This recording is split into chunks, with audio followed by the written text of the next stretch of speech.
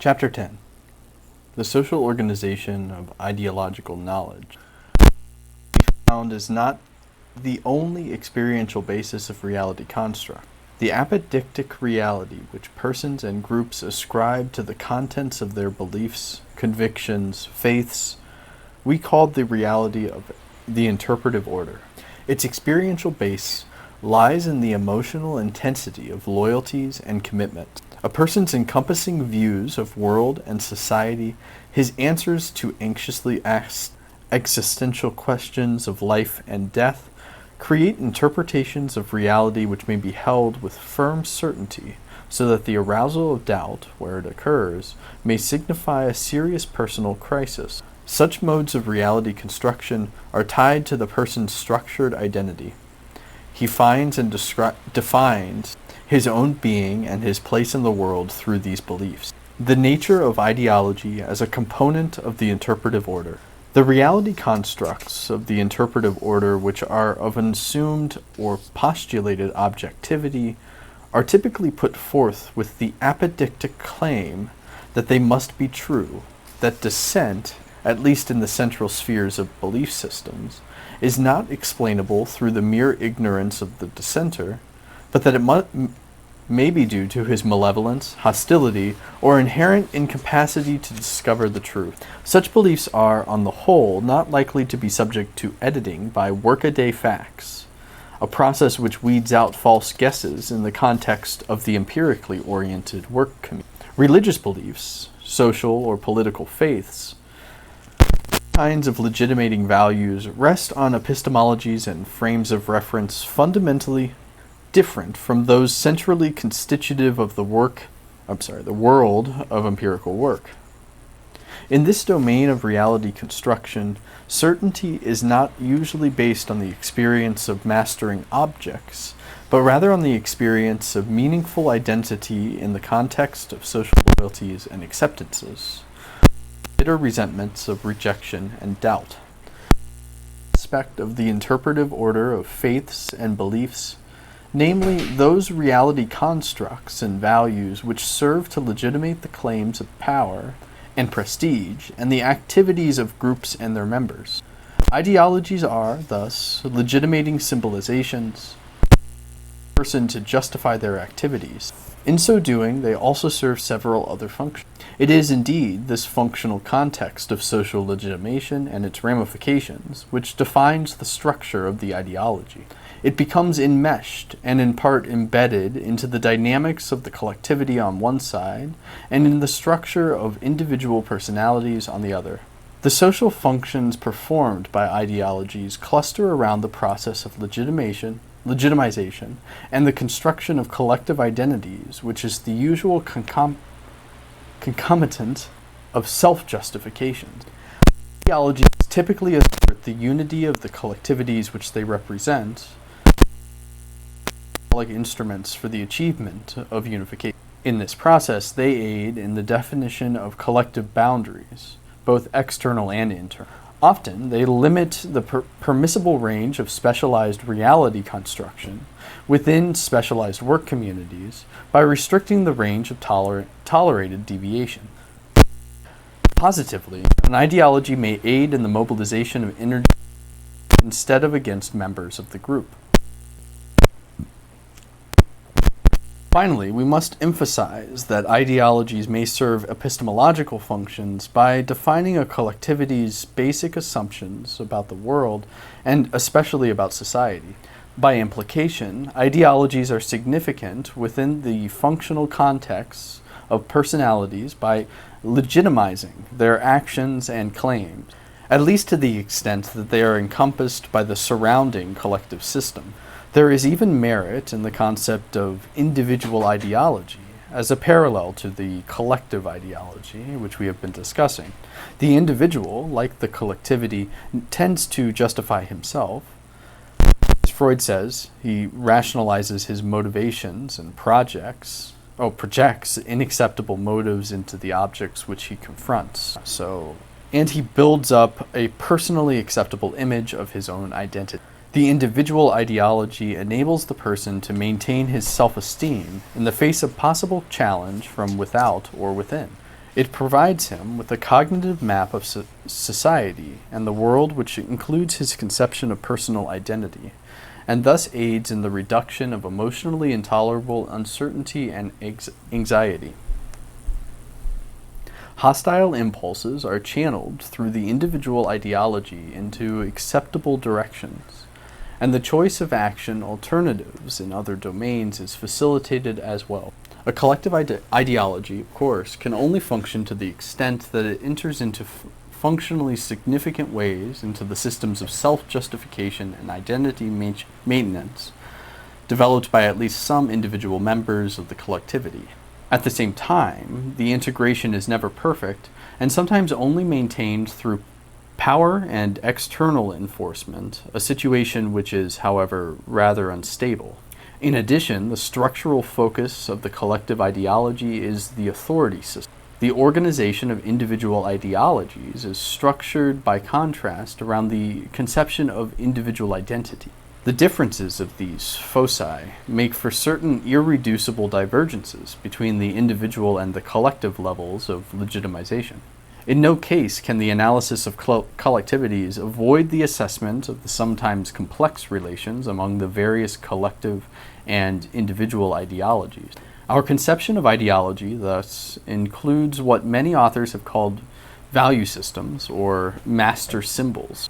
The terminological argument is not a matter of great importance, but some remarks on it are necessary.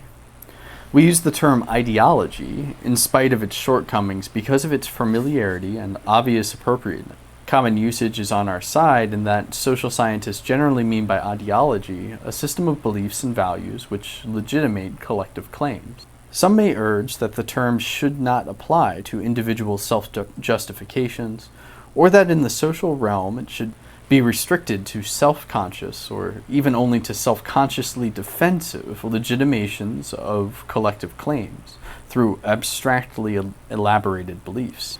These latter phenomena are special cases of legitimating value systems, some of which are only specifically formulated in response to a challenge. We do not need to enter the argument about the advisability of a more restrictive definition of ideology. Our preference is to apply the term to the generic phenomenon of symbolic legitimation. It is to be hoped that the various subcategories may be kept separate as the subject matter requires it. Thus we speak of ideology wherever we encounter explicit legitimations of claims to power and prestige and of definition and decisions. Since these legitimations always involve reality constructions, we may also speak of ideological knowledge.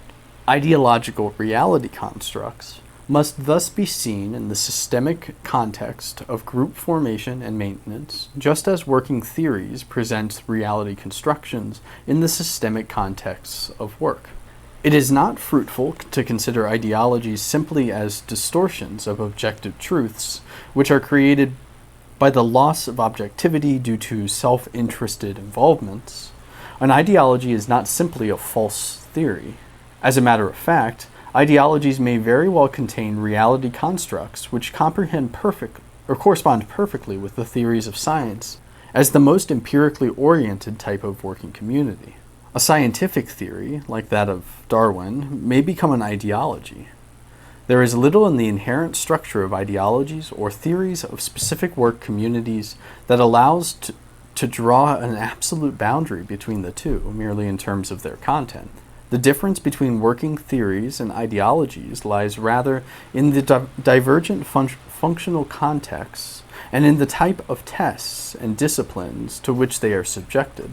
Ideological reality constructs tend to be resistant against empirical tests as well as against the discipline of complete logical rigor. This is the reason why Theodore Geiger can write, quote, "Ideology is not logically, but epistemologically false." What does this error consist of? It is at least imprecise to consider ideology as a superstructure based on, quote, real factor. It is a theoretical superstructure and, even more accurately, a reinterpretation and concealment of an emotional relation between the thinking person and the, quote, real factor. While genuine theory is oriented purely towards objects, and thus objective, Ideology means that the thinker smuggles some component of his subjectivity into his statement. His emotional relation to the object enters as a pseudo-objective component into his statements. End quote. Geiger's intention in this quote is the epistemological critique of ideologies. What is important for us in this position is that the epistemological foundation of ideology is fundamentally different from that of a scientific theory or a logical or mathematical theorem. Ideologies are existential complexes of meaning, which are capable of rational explication only as functional components of living systems. Their cognitive structure is not necessarily coherent throughout. Specialized reality constructs we found to be the components of the specialized work. Their explication requires also the reference to the situations in which they apply. This requirement was found to lead even to the standardization of observers and of situations in the extreme case. The social and psychological significance of authority. Ideologies are structured on the collective level around authorities and loyalties. Thus, ideologies contain reality constructs which in part become directly constitutive of social structure itself. Working theories are structured around and tested in working situations. We have seen that while the distinction between the two types of reality constructs is quite clear in terms of their phenomenological bases and social anchorage, many specific statements, but not all, may be incorporated both into a theoretical and an ideological context. The distinction is not always a sharp one. In fact, we must always remind ourselves that working theories may come to play as a legitimating function for the power claims of a working community. In that sense, they become ideologies. In the concrete life of society, there is a dynamic interplay between non-ideological, that is primarily work-oriented, and ideological, that is primarily authority-relevant modes of reality construction. Both modes of reality construction are products of social arrangements, of specialized work roles, including the social institutionalization of science on one hand, and of authority structures and loyalties on the other. The argument that one and the same statement may be incorporated into both modes should not be taken to imply that it has the same meaning in both cases. The proposition of the survival of the fittest functions both in Darwin's biological theories and in social Darwinism, but the context and the differing epistemologies which specify widely divergent conditions of testing for the proposition give it widely variant meanings in the different modes. The sociology of knowledge necessarily encompasses both processes. It must do so because in historical reality they interpenetrate, and often one switches into the other. Great landmarks in the construction of ideological systems always incorporate the prevalent specialized modes of reality construction of the day and give them new meaning. We may think of such fusions in the work of Thomas Aquinas, Hegel, or Marx, a somewhat arbitrary collection of authors whose work has had decisive influences in wide ranges of specialized working communities, as well as in the legitimation of authority structures. The organization of authority structure.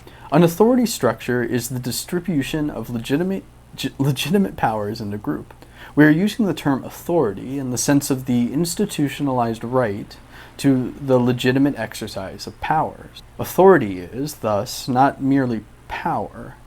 It is not simply the ability of one person to impose his will on the other, but it is legitimate power which authorizes certain individuals within a limited domain of social concerns to assert directivity. Authority always must legitimate itself in the face of potential challenge.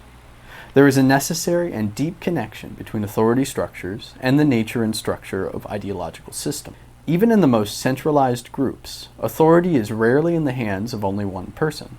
In complex groups, there may be differentiated and partially intersecting authority structures of many kinds, making for a highly complex system. One authority in such a system, in trying to establish its own claims, may undermine the ideological claims of other authorities.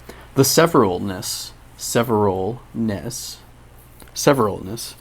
of authority structures in complex societies itself is an inbuilt condition giving rise to at least potential ideological conflict. Within a particular, authoritatively coordinated association, one is likely to find many shadings and gradations of participation in the power to issue and even to originate directive. Rarely does one find a simple polarization between those who are in authority and those who are out. Where it does exist, however, it is a particularly potent force in the development of ideological variation and change. The authority structure is functionally central for any collectivity. It organizes the group's powers for collective decision-making and enables the mobilization of its collective energies in the actual pursuit of those goals decided upon. Authority figures and their symbols are so closely intertwined with the ideological symbols of group legitimation that they may come to stand for the group's identity itself, and may be major forces in the establishment of group boundaries. Such authority structures are necessarily closely linked to the system for the allocation of facilities and rewards. Authority structures are psychologically of similar centrality. Any member of any group must in some fashion come to terms with the authority structure of his group. It may assign him a specific place in a hierarchy of authorities, may give him great powers and prestige, or may exclude him from authority altogether. Some conception of the social sharing of authority, as it is implicit in the democratic concept of citizenship, is necessary for the development of personal autonomy, even though it is not necessary that the conception take the specifically democratic legal form. An authority structure is always both a system of rights and duties, but it can emphasize either one of these aspects over the other, with drastically different results. Autonomy or heteronomy are modes of personality formation which depend directly on the outcome of the growing personality's dialogue with the existing authority structures in his social environment and on their nature. Coming to terms with the authority structure always requires the development of disciplines in the person, an internalization of his rights and duties, and thus there is likely to be ambivalence in the attitude to authority. A large variety of modes of accommodation to authority and resolutions of such ambivalence are the consequent. Evasiveness and avoidance of authority may be at one response where it is possible due to insufficient social controls. The rejection of established authorities and their claims of legitimacy is the response in those cases where the ambivalence is negatively resolved. This pattern is typically found when an individual sees himself as entirely outside the authority structure of a group significant to him. Such a situation may lead to the alienated self-understanding of those who feel themselves dominated by extraneous and hostile forces. Where the inclusion in the authority structure is precarious, and where authority is based on heavy threats and possible punishments, holding out merely the final reward of incorporating a person into the rank of the masters, we find the typical, intense overcommitment to the established system of the fanatic loyalist. In the cases of authority structures which permit the relatively unproblematic incorporation of individuals into their system, minimizing threats and the danger of exclusion, we find the unquestioning acceptance of the existing arrangements which, in these instances, lacks the fanatic intensity. It may also include a willingness to accept certain challenges if the structure can be connected to the legitimating beliefs. In any one of these circumstances, the social structure of authority must be related by the individual to his own conception of identity. The central question is whether the processes of individual identity formation take the shape which permit identification with the existing authority structure or lead to an alienation from it. In either case, ideology provides the bridge. The symbolic system of ideologies connects the functional contexts of authority in the collectivities and their legitimation on one side, with the legitimation of an individual's claim to self-esteem and acceptance. Where the latter process is impossible in terms of the established collective ideology, there emerge alienative alternatives. Where it is possible, loyalty to the group and to its symbols results. The centrality of these psychological dynamics in the acceptance or rejection of ideologies helps to explain why merely economic factors in themselves do not explain either the maintenance or the challenge to authority systems, except in indirect and mediated ways. The social organization of authority structures depends to some extent on the personal characteristics of those in leadership, but it is determined to a much larger extent by the constraints of the differentiated social system, both in the orientational and ecological senses. The acceptable modes of legitimation depend on the prevalent distribution of orientation. The instruments of power that may or must be used depend on the underlying mechanisms of the distribution of situations and the adaptive level of the society.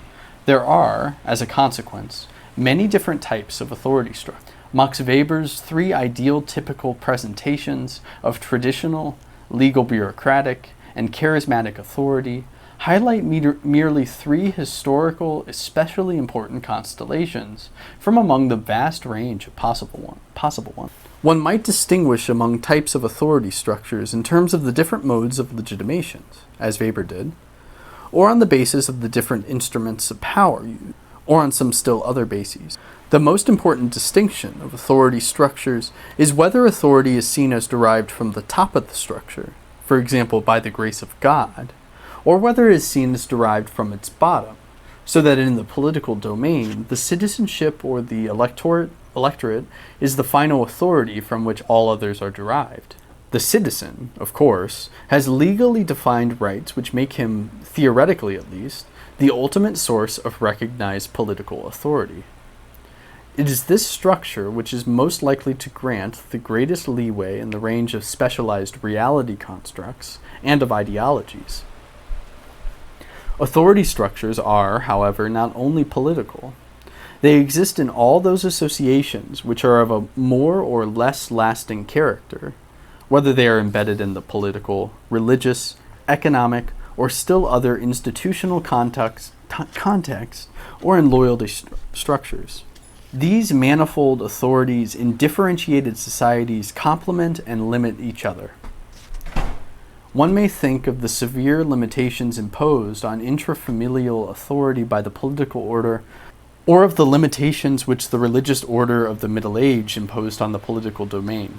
These considerations show that a conception of authority structures which sees them merely as a leader or a power elite in juxtaposition to the mass of followers or of the manipulated is a simplification. Differentiated societies provide differentiated authority structures and widely divergent distributions of authority. Such levels of lower, intermediate, and finally the ultimate authorities arise in the political as well as in other domains of social life in response to the functional requirements of coordination and communication, as well as as a consequence of societal integration through federation of sovereign or quasi-sovereign groups. The decentralized authorities of many different levels will necessarily lead to diversity of legitimating systems and conceptions of collective identities. It is only the highly centralized authority system which has gained a monopoly over the means of power and over the communication structure, which can, in fact, impose one unified legitimating system on the whole society. No matter how the authority structure of a society establishes its internal coherence through the centralized imposition of power, through federal coordination, or in some other ways, there always exist distinct levels of authority which may be more or less pronounced in their separateness from each other, as well as several substantive domains in which the authority functions. Each level and domain requires the existence of legitimating symbols which are usable by those filling positions in which decisions must be made and by those whom these decisions affect or who must carry them out. The levels of the authority structure are thus more or less loosely reflected in levels of ideological legitimation. Processes of legitimation. The importance of legitimation for the exercise of authority at any level produces necessarily a specialization of persons in the administrative staffs of authoritatively coordinated associations, as well as among the categories of persons upon whom the administrative staffs may draw for aid and advice. The roles of leaders in their various institutionalized as well as charismatic forms remain central, but they are embedded into a context of technical administrators and other experts of diverse skills. Among them, there must be not only experts of decision, but also experts of legitimation and communication. Intellectuals, that is, persons whose working roles make them experts in the manipulation of symbolic systems and in the communication, always have played an ambivalent but highly important role in relation to authority structures. In the first place, the intellectuals are likely to be, at least to a large extent, dependent upon specializing working communities, which may or may not be directly linked to the dominant authority structures of the society, be they primarily political, religious, or military. However, the social type of the intellectual does not refer primarily to the occupant of certain specialized work roles, but to the participation of persons of such working skills in symbol manipulation and in communication in the domain of, quote, public opinion and affairs. In differentiated societies with a market for communications and with an at least partially independent educational system, there emerges a broadly defined role of the, at least in part, independent intellectual.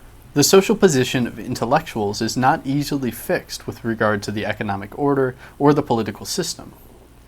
Income and power may vary greatly. The decisive criteria of the social position are high levels of general education, the focus of the work role on some symbolic sphere, and access to and participation in the domain of public communication. The intellectual, due to his, at least in principle, broader cultural and social horizons, is not specifically embedded into a particular niche within the structure of his society.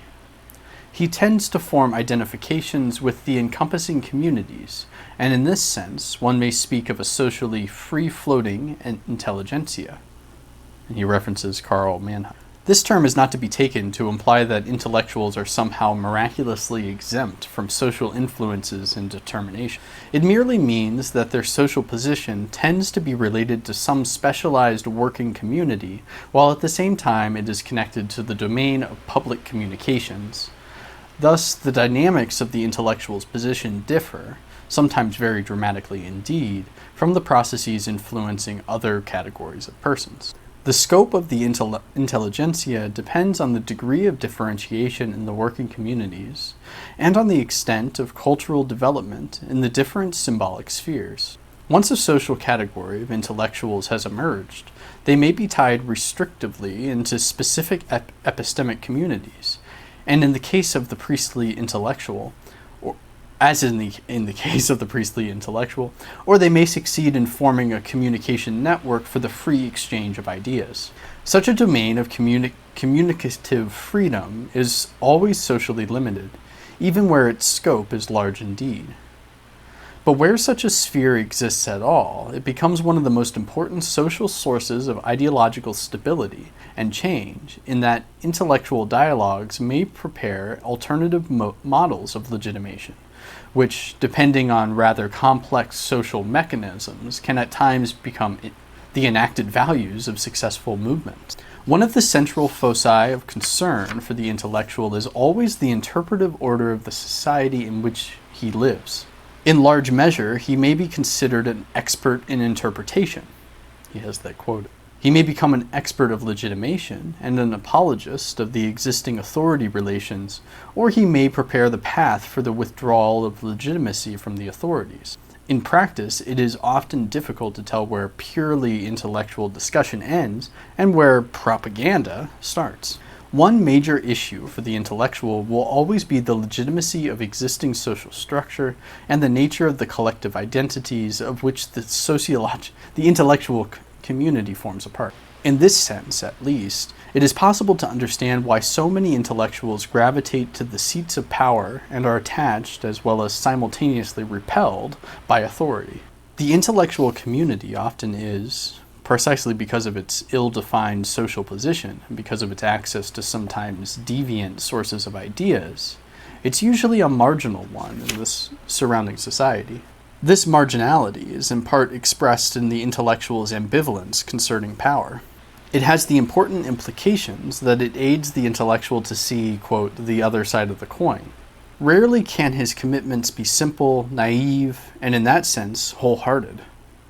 These complexities of the intellectual's relation to authority have undoubtedly influenced the flowering of the widely diverse social philosophies and theories of authority.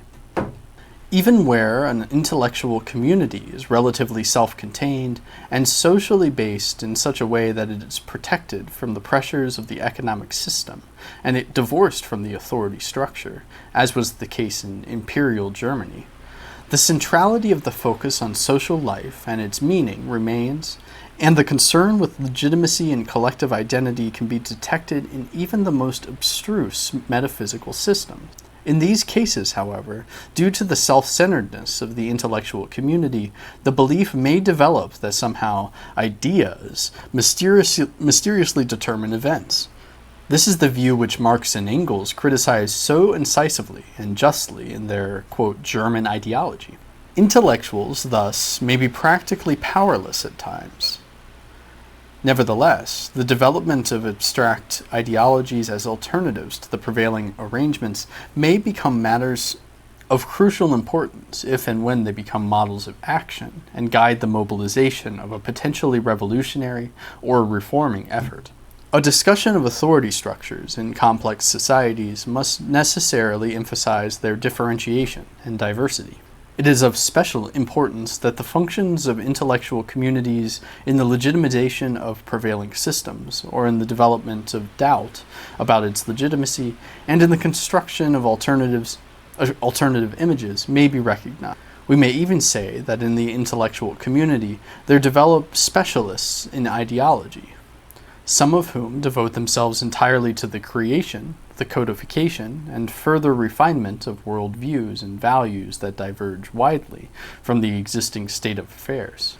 Where the intellectual community denies the prevailing systems it claims to legitimacy, grave changes may be anticipated. It is a matter of great significance that the processes of identification and alienation from existing authority arrangements, which are the underlying psychological mechanisms in any ideological change, occur usually with greater rapidity and span a greater range of variation in the intellectual communities than in the population at large.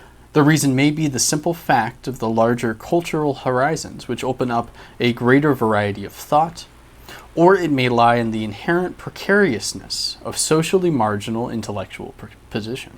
At any rate, the oscillations of intellectual communities may be somewhat out of phase with the identifications and alienations among the majority of the population.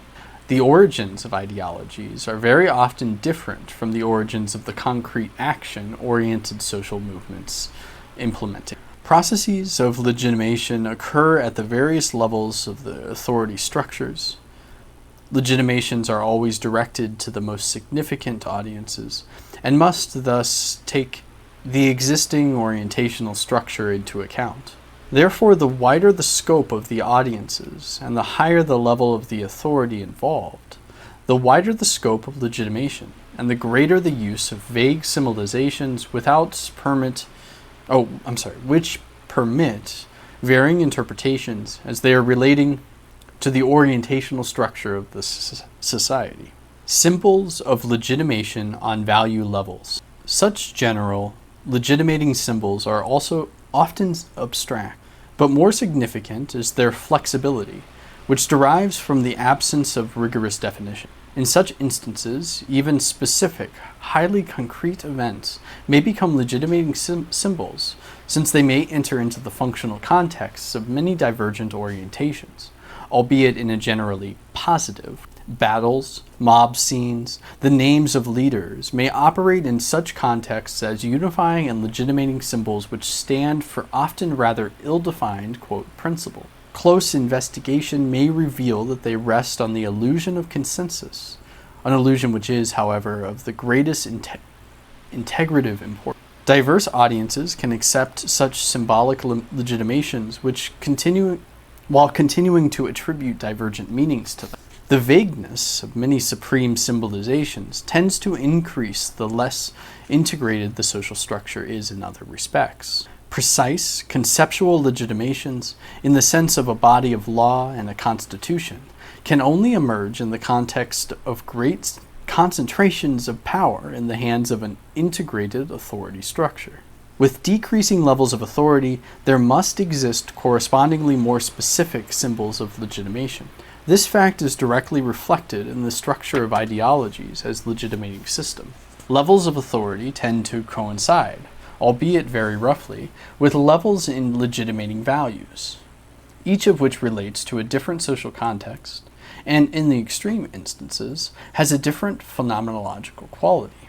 We may distinguish between the extreme poles of ultimate and proximate values, respectively. Between them, there are many gradations, depending on the nature of the social structure.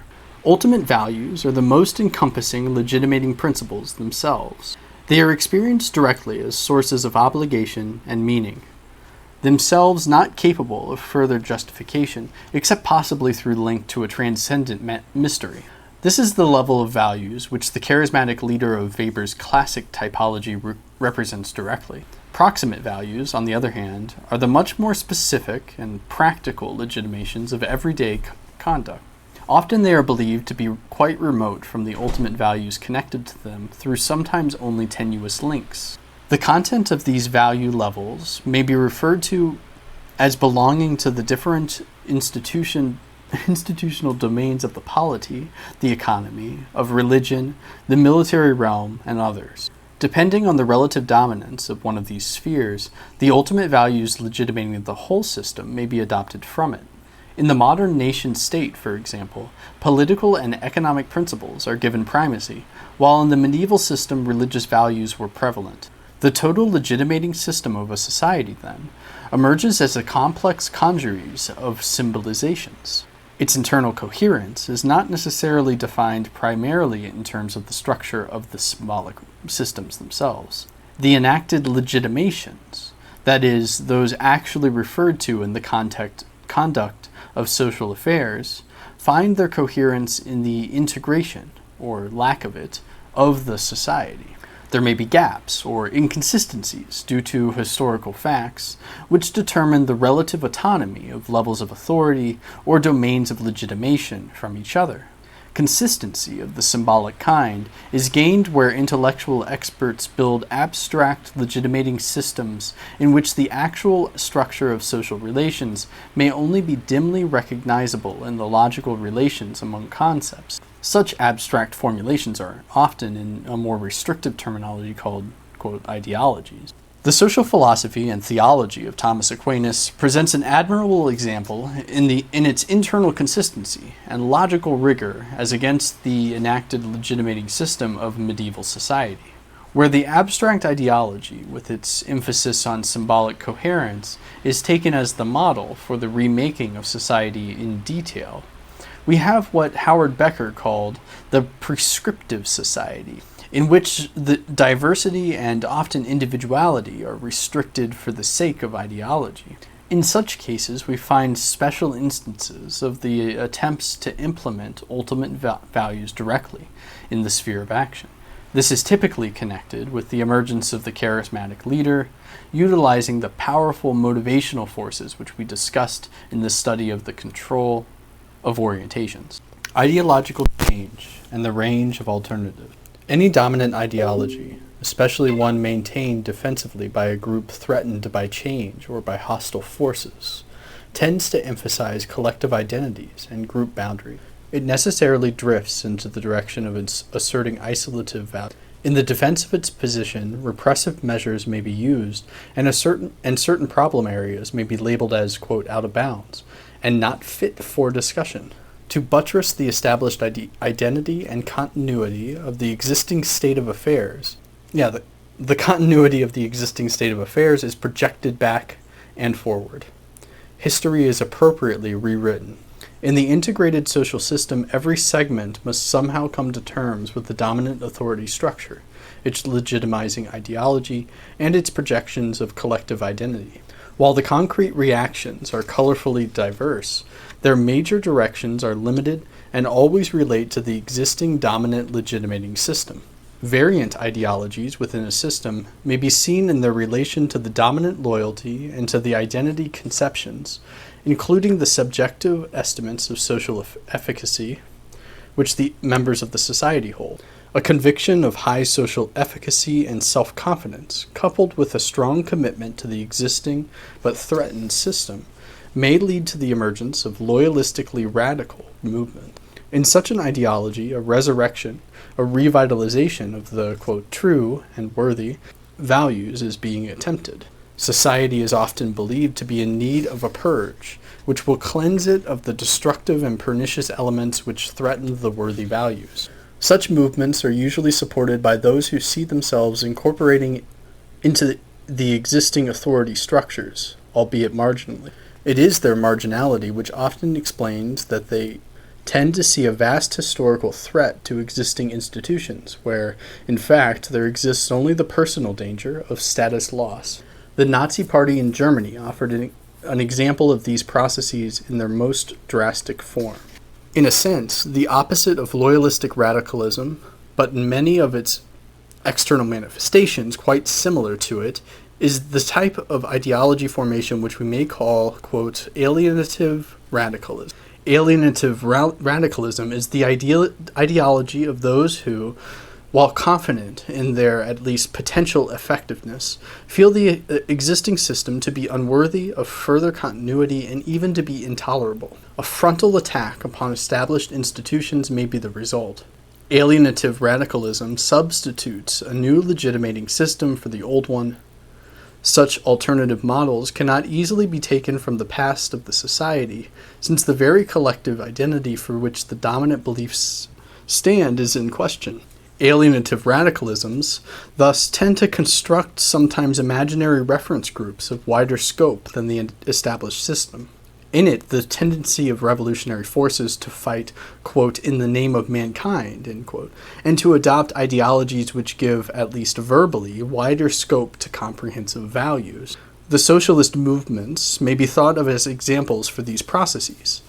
There is little ambiguity about their greater emphasis on comprehensive values in contrast to the isolative ones in the ideologies which they attack. Alienative radicalisms thus tend to break down isolative boundaries. An exception may be found in those instances where imperfect social integration may permit the expression of alienative impulses through the breakup of society in terms of separatist movements. Here the alienation from the established larger system may find its expression in a loyalistic radicalism of the smaller entity, which is the goal of the separatist movement. A curious mix of these separatist, and therefore isolative, tendencies with those of alienative radicalisms is found in the liberation movements of many former colonies. A profound conflict of values seems to be built into their very structure. Nevertheless, the generalization stands. Alienative radicalisms tend to widen isolative boundaries and give wider scope to comprehensive values. This observation may be at the root of the Marxist conviction that revolutions are, quote, pacemakers of history, end quote, where the perceptions of subjective efficacy do not permit the hope of changing the total system. The defense of, or the estrangement from, the salient values of the society may be accomplished by limiting the arena through the erection of sectarian boundaries and the concentration on personal virtue and personal hopes as the only true important things. Accommodative sectarianisms rest on a commitment to the dominant system values in the face of a perceived threat to them, but they attempt their reestablishment in a limited social domain through personal reform and through the virtue of the believer. One may think of the Wandervogel movement as an example of this kind of accommodative sectarianism, whereas what we may call escapist sectarianism, finally, involves the rejection of the dominant values as unworthy or irrelevant and seeks alternatives to them. The accommodative sect does not question the encompassing values themselves, but only their, quote, distortions. Escapist sectarianism, in the extreme case, rejects the, quote, world in toto, in profound alienation. Hope is seen in the personal realm, and in the virtue of the believer, sometimes requiring him to accept the most stringent disciplines in order to qualify for the salvation or the rewards in store for the faithful. These four directions of possible variant ideologies must be seen, we emphasize again, in relation to the dominant loyalties. Their contents, thus, may vary enormously. For example, the tenets of the nationalistic, loyalistic radicalisms of today's great nation states overlap in many particulars with the alienative radicalisms of the 19th century. That is, with the beliefs of the revolutionaries that overthrew feudal regimes and established national entities in their stead. In any case, one may speak of a dialogue among the ideologies of a society. They cannot escape the fact that they determine each other, just as the underlying stresses and strains and anxieties in the maintenance of collective identities reflect the workings of the structured social system as a whole. Therefore, we have the curious fact that many of the opposing ideologies tend to be mirror images of each other, taking polarized positions, but agreeing by implication on what the important issues really are. Still, in this historical dialogue, one may see an expanding scope of social values which reflects the expanding scope of societal organization. Ideologies and social change. Ideological reality constructs have been shown to be embedded in the processes of group formation and maintenance. They are closely integrated with the authority systems which these groups evolve. They are functional components of living social systems and can only be rationally explicated in this context. Encompassing ideologies are, therefore, most powerful forces which may indeed, at least at times, limit the domains in which the free growth of specialized knowledge and the intellectual exchange of ideas are possible. It is true, in the contest of ideologies, at least in expanding societies, that there is a tendency to adopt broader, more comprehensive ideological models in the long run. In this process, we must recognize the interaction between the large-scale dynamics that influence the formation and maintenance of collective identities in larger social systems, and the in many ways different processes that occur in the working communities that elaborate specialized knowledge. Both of these components are related through the medium of the intellectuals and the societal network of communications. Ideologies, in our sense, are necessary attributes of any group. It is impossible to believe that they, as such, will disappear, even though the degree to which abstract legitimating systems and specific symbolic models of the, quote, proper society find credence is a matter of historical variation. Thus, the codification of abstract ideologies may, at times, fall into disrepute.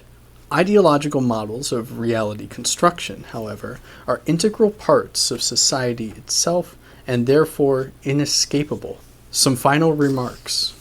The considerations of specialized knowledge and of ideologies in their social connections and settings brings our overview of the issues in the sociology of knowledge to its conclusion.